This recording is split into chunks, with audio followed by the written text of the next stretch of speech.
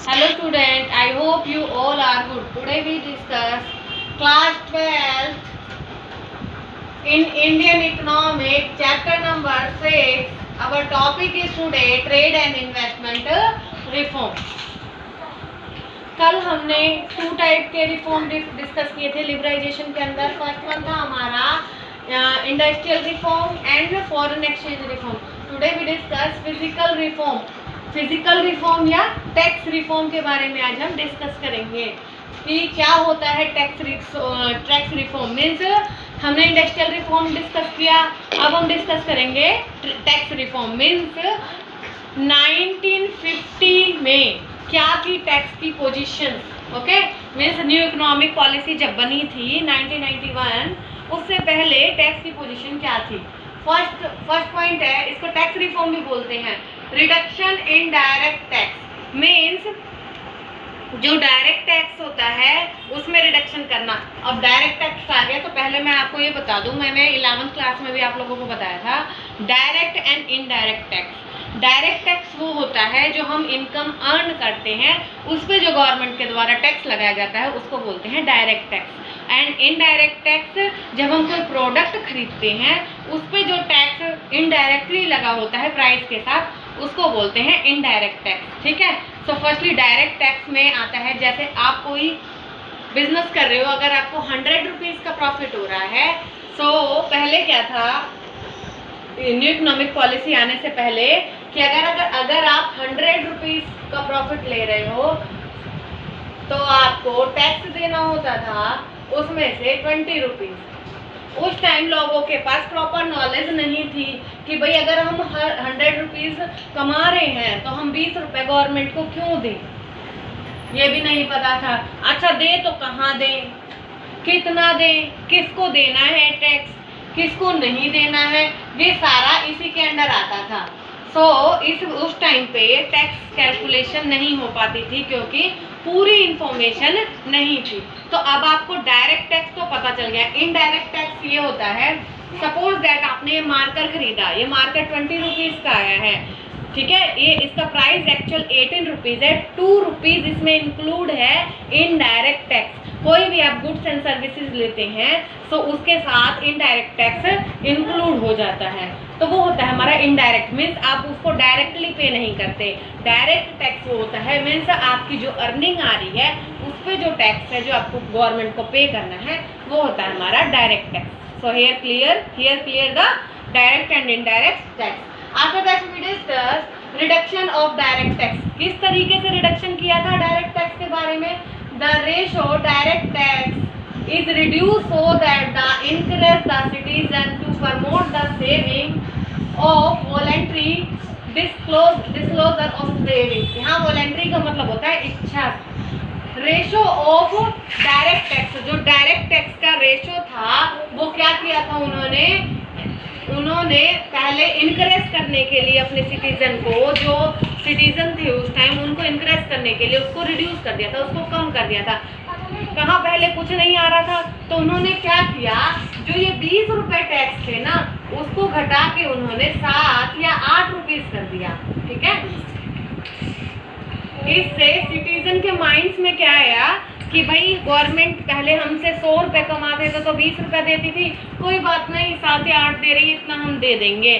सो इससे क्या हुआ, ब्लैक मनी कम हो गई. ब्लैक मनी वो होती है कि हम जो इनकम हम गवर्नमेंट से छुपाते हैं, जिन पे हम अपना टैक्स बचाते हैं, वो होता है हमारा ब्लैक मनी. ठीक है.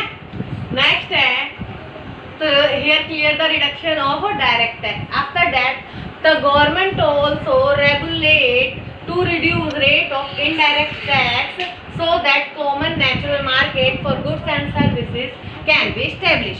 मीन्स अगर आप इनडायरेक्ट टैक्स नहीं देना चाहते हो तो आप क्या करोगे, गुड्स और सर्विसेज लेना कम कर दोगे. मीन्स उसकी रिक्वायरमेंट कम हो जाएगी नेसेसरी चीज़ों के अलावा. तो गवर्नमेंट ने क्या किया, इसको रेगुलेट कर दिया एंड रिड्यूस रेट कर दिया इनडायरेक्ट टैक्स पे.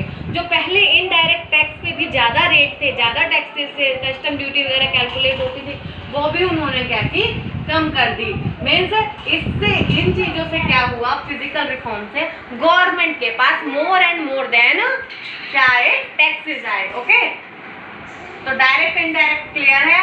इधर फिर नेक्स्ट देखिए, the process of taxation is also simplified so the common man can easily understand the structure. जो टैक्सेशन का प्रोसेस था ना, उसको भी काफ़ी ज़्यादा इजी कर दिया, जिससे कॉमन मैन है उसको इजीली समझ सके। जो आम इंसान है, आम सिटीजन है, उनको वो टैक्सेस का फॉर्मेट समझ आए कि कितनी इनकम पे टैक्स लगेगा, तो किसके लिए कितना टैक्स लगेगा, कितनी इनकम पे 10% लगेगा, कितनी इनकम पे 20% लगेगा, हमें टैक्सेशन कहाँ सबमिट करना है, हमें टैक्सेशन कितना सबमिट करना है। मीन्स जो बहुत ज़्यादा हार्ड प्रोसेस था उसको उतना ही ज़्यादा उन्होंने सॉफ्ट कर दिया, मीन्स लाइट वे में कर दिया, जो कॉमन मैन को समझ में आ जाए। So clear that here, clear that tax reform. After that we discuss foreign exchange reform. पहली बात तो ये जानना जरूरी है आपको कि फॉरेन एक्सचेंज क्या होता है। फॉरेन एक्सचेंज मीन्स जब कंपैरिजन किया जाता है हमारे देश की करेंसी को दूसरे देश की करेंसी के साथ। जब रुपये का कंपैरिजन डॉलर से हो, यूरो से हो, पाउंड से हो, तो उसको कहेंगे फॉरेन एक्सचेंज। ठीक है, इसके लिए हमारी गवर्नमेंट ने उस टाइम क्या क्या वैल्यू की, क्या क्या काम किए, वो हम देखते हैं। फर्स्ट है डिवैल्यूएशन ऑफ मनी। मेन उन्होंने उस टाइम क्या किया, जो हमारी रुपये थी उसका क्या कर दिया, डिवैल्यूएशन कर दिया। ठीक है, मीन्स जो हमारे मनी थी उसका वैल्यूएशन कम कर दिया, डिवैल्यूएशन कर दिया, उसकी वैल्यू कम कर दी। Adopting flexible exchange rate system. ठीक है,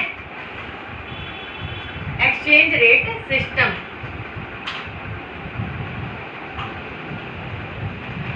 मीन्स जो फ्लेक्सिबल रेट ऑफ एक्सचेंज थे, जो ज़्यादा से ज़्यादा, पहले आपको पता ही है हम नेसेसरी चीज़ों का ही इंपोर्ट करते थे और बहुत सारे रिस्ट्रिक्शन लगा रखे थे जिससे कि बाहर के लोग यहाँ के इन्वेस्ट नहीं कर पाते थे। तो उन चीज़ों में क्या किए, सारे टैक्सेस कम कर दिए गए जिससे ईजिली आके सब लोग अपना वर्क कर पाए। Okay, after that trade and investment return. क्या क्या ट्रेड एंड इन्वेस्टमेंट रिटर्न आया। फर्स्ट है reduce the quotation up to the minimum limit. Reduce कर दिया किसको, कोटेशन को मिनिमम लिमिट के साथ। सपोज दैट 1 रुपीज की प्राइस $70 मीन्स $1 की कीमत 70 रुपीज से घटाकर और कितनी कर दिया, 72।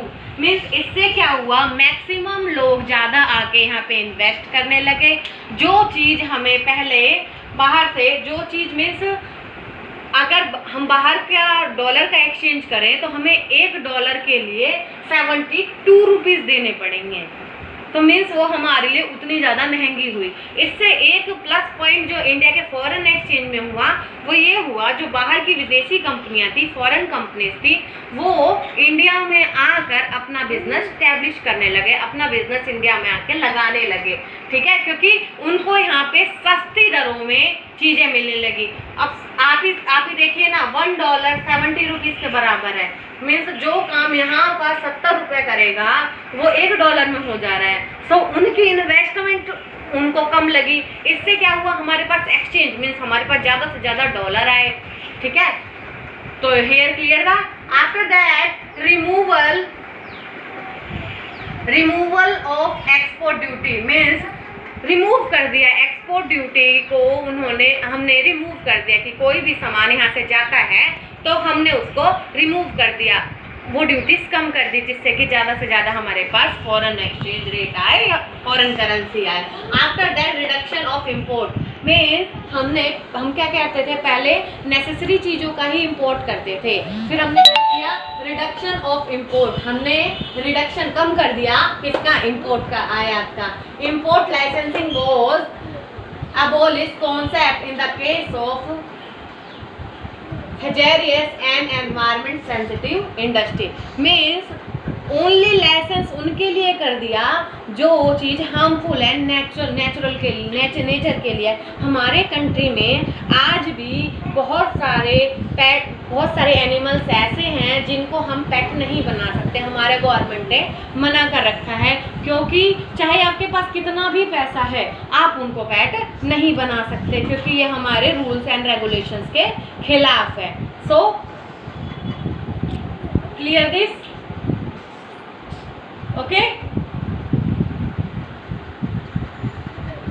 so here we discuss physical reform, tax reform, foreign exchange reform.